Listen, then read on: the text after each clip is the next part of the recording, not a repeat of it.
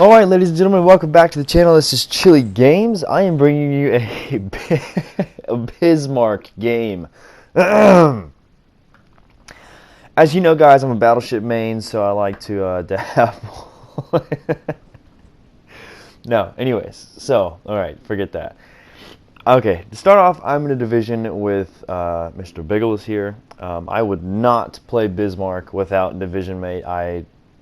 It's just a ship that is not very consistent, and it can still struggle in all situations. So anyways, my build is something interesting. I'm using the USN Warhammer 400 or Warhammer 40k commander. I had Justinian Leon, something like that.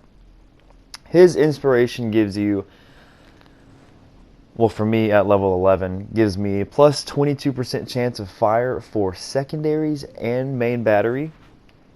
And also gives me something like 2.75% more damage while the damage control is active. And if you realize, I'm also running as my commander, I'm running Hyde, so I have access to 5 heals, which means more chances for that to, proc and start up.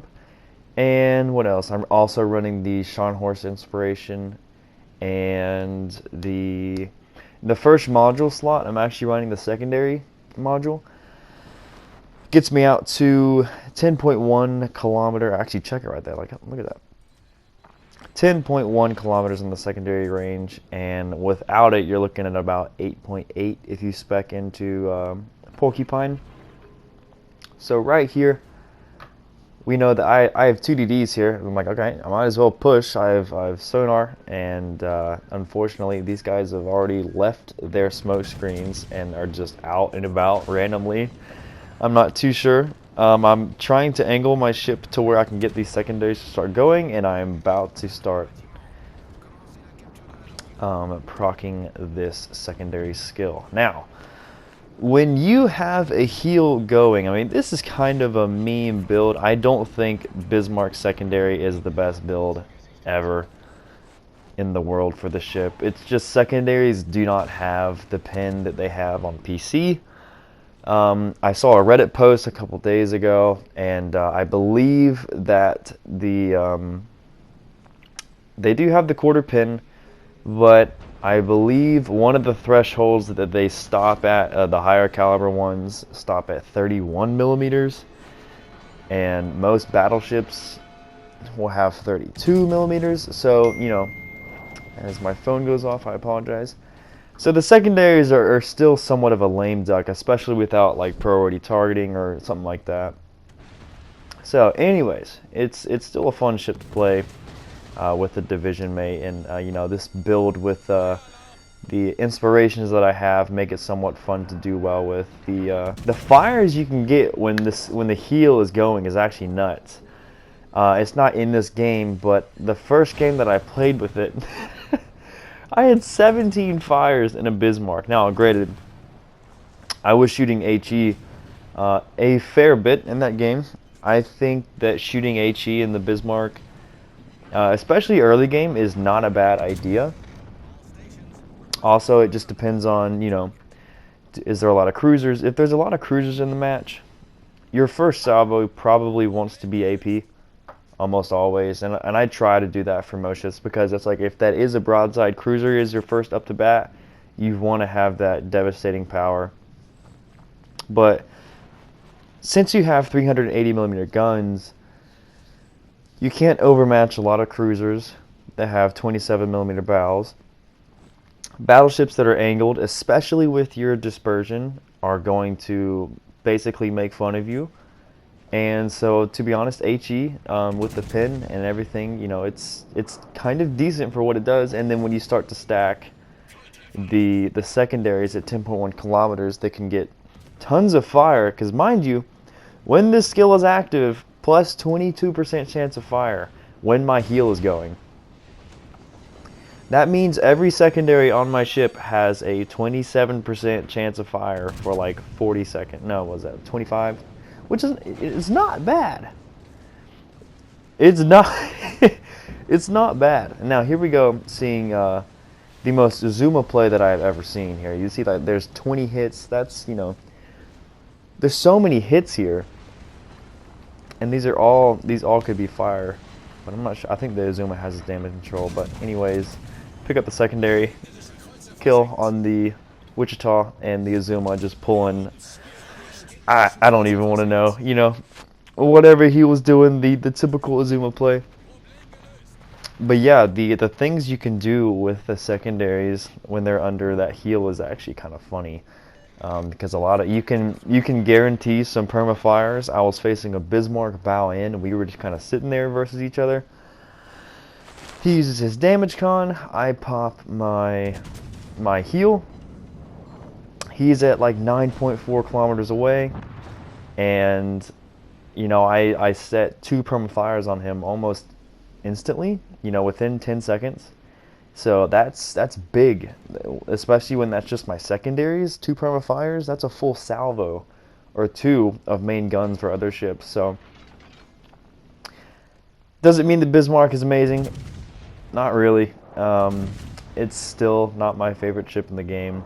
I think, I don't know, it's just kind of, it's really not that Bismarck is bad, it's just that there are so many good ships, and there's so much firepower at tier 7 and in the legendary tier, because let's be honest, with the current legendary situation and tier 7 being the way it is, you're going to be up tiered pretty consistently.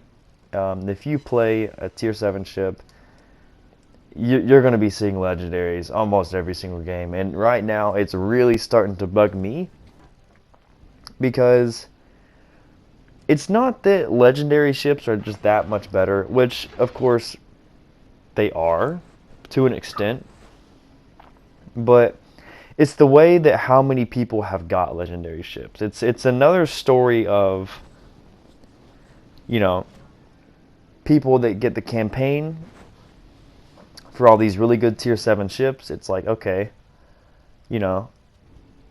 they probably shouldn't be having a tier 7 ship, because, I've seen a lot of people where, like, some of these tier 7 campaign ships, it's like, oh, this is my first tier 7, and it's a really good ship, and they have less than, a couple hundred battles, and it's just like, man, that is, not to specifically, nothing against that guy personally, but the fact that that is in the game just kind of, it's not a big deal to not have a tier 7 ship, but like, there's nothing wrong with grinding and earning it, because it'll do you better, and your skill will be better once you start to play. The next problem is with legendary, and I really don't mean to get into this in this video. This is something that, obviously, if you saw my last stream, it was quite annoying. It was a rough time. But with legendary tier now, with the rentals, you can play the Yahagi missions, which give you 1,000 icebreaker coins per mission, and I think it's just win a battle. You can rent out every single legendary, the Worcester, the Gearing, and the Conqueror, just by doing those tier 4 Yahagi missions. There's like 5 or 6 of them. That's kind of dumb. And you get to rent them for the entire month. The entire month. So, what does that mean? For example, somebody could be tier 4 is their only ship, and they got the Yahagi, and they're like, oh, this ship is great. Or even like they don't have tier 7. They can rent out a legendary. What?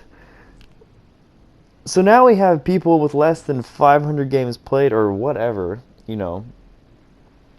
and something like a Conqueror, something in a Gearing with 16.5 kilometer torpedoes, something in a Worcester, which isn't really the best, but, it's just like, man, so you're telling me that tier 7, and obviously tier 7, the service cost went down to about 130k per battle, which is about 40,000 less than it was. So tier 7 and legendary tier, as we speak right now, is the lowest of the low in terms of what it's been skill-wise. What we're playing right now at tier 7 and legendary is the least amount of skill that we have ever seen at these tiers, and it's really starting to hurt. So that's why when Mr. Biggles came around, I was like, you know what? I've been kind of wanting to try this build with Bismarck. Let's try it now, because I am not playing this solo. I am not playing this ship solo. It's just not happening. Oh man, sorry for the rant, guys. I'm really happy to be here. I love this game, but you know, obviously, I don't love everything, and that's not, you know, wrong. But I am kind of ready for this rental legendary period to end, and I guess let's just go ahead and get into the carriers. Carriers will probably come in February, or at least some sort of word. That's what T-Bull thinks, and you know, the more I think about it, the more I'm like, yeah, that's probably what's gonna happen. Anyways, guys, this was the video. If you're looking for a cheeky Bismarck secondary setup, I think this is really fun, and it wasn't really the best gameplay of it, but it was something. I'm gonna get you some more gameplay of this while it happens, and yeah, take it easy, guys. Peace.